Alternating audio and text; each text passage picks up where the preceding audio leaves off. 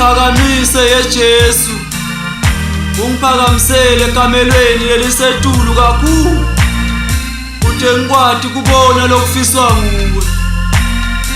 Nkosi Jesu, lapho tinyembeti ticilika emehlweni, inhlitiyo idzabukile kakhulu, ingqondo ithumbekile, ithemba liphelile, impilo seyimunyu kakhulu.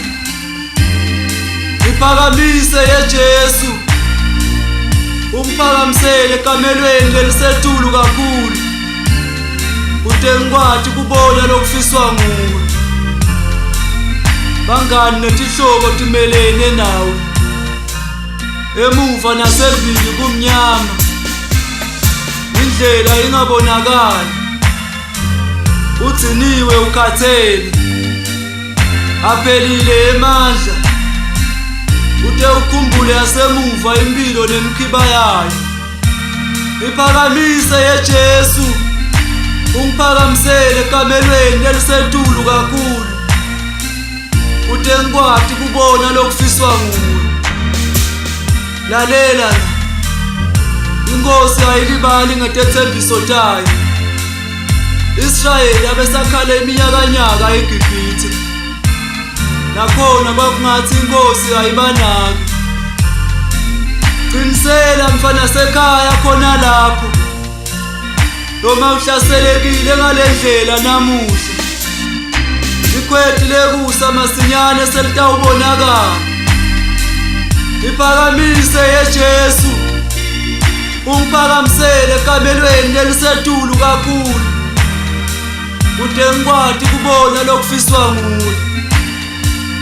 Khona lapho ekumadimeni, yathi ukuthi awuwedwa, awusiye wekuqala noma wekugcina. Lalela, kunemadvodza lana, naba boJohane bahlushiwe kakhulu ngenxa yelivangeli.